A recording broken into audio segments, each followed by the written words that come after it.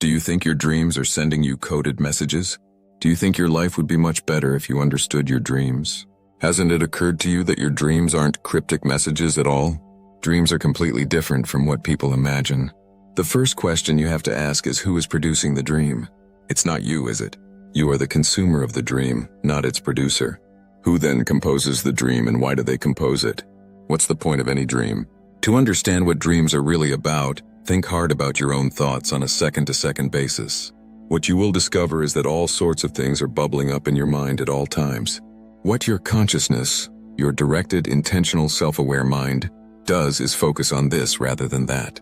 The most amazing thing about your consciousness is how good it is at following a line of thought, which means, of course, that it's also good at rejecting alternative lines of thought. The simple truth you have to consider is that without the conscious ability to direct your thoughts, to pursue a train of thought, your thoughts would be all over the place, hopping around chaotically from one thing to another. They would have the exact character of dreams. Consciousness has to fight hard and expend a lot of energy to keep a person's thoughts on track. It's a constant battle, often a losing one. Chaos keeps creeping back. Dreams are not coded messages any more than your own thoughts are coded messages. Consciousness is a thought pruner. Countless thoughts crop up, as if in a chaotic garden, and you have to cut down the weeds and the ugly flowers and cultivate the most promising flowers. Your whole life is the product of what you manage to focus on. Of course, many people have poor focus. They are constantly distracted. They never achieve anything of note with their life because they are never able to concentrate on anything. They watch some Netflix, have a look at YouTube, go on Facebook and Instagram and X, play a few video games, check out TikTok, do a bit of texting, have a chat with a pal, treat themselves to some porn, and so on and so on.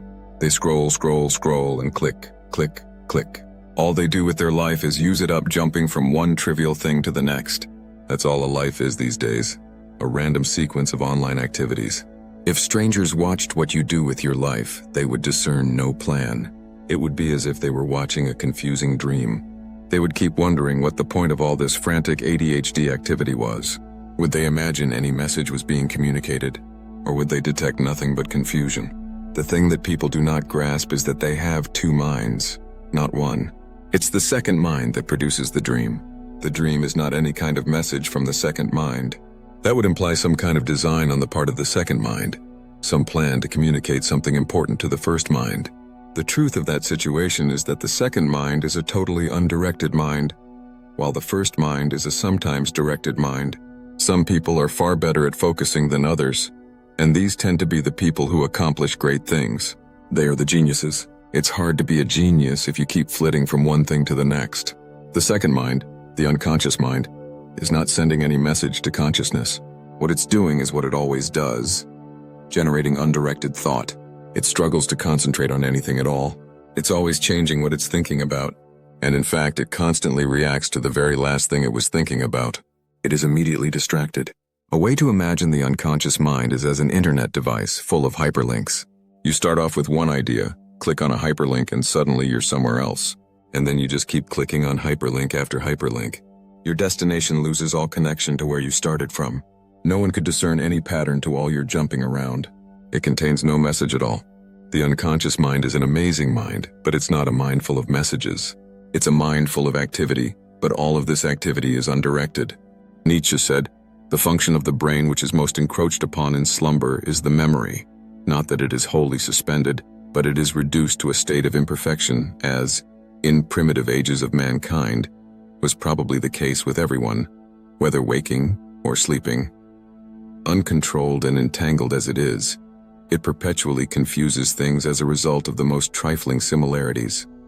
Yet in the same mental confusion and lack of control, the nations invented their mythologies, while nowadays travelers habitually observe how prone the savage is to forgetfulness, how his mind, after the least exertion of memory, begins to wander and lose itself until finally he utters falsehood and nonsense from sheer exhaustion. Yet in dreams we all resemble this savage.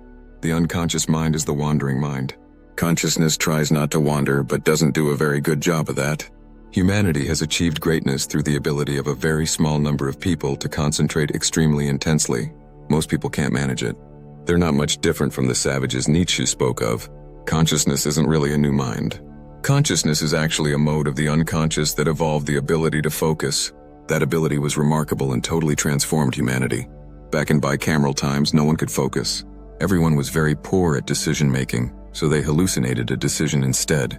The hallucinated decision was communicated to them as the numinous voice of a god that could not be disobeyed. Bicameralism was primitive. When conscious people came along, they could focus long enough to make their own decisions. They didn't need imaginary gods and voices. They enjoyed an enormous advantage over the bicamerals. They could react in real time, without waiting for a voice to tell them what to do. So consciousness soon eliminated bicameralism. But today, people are becoming more and more unconscious. They will probably start hallucinating the numinous voice of Alexa soon. So it goes. What you need to understand is that you have two minds, one directed, consciousness, and one undirected, the unconscious. It is essential that only one mind should be directed. If both minds were directed, they would be in constant conflict and you would be non-functional. Consciousness is the mind concerned with meaning. The unconscious is not about meaning. Consciousness seeks meaning, and that's why it's focused and directed.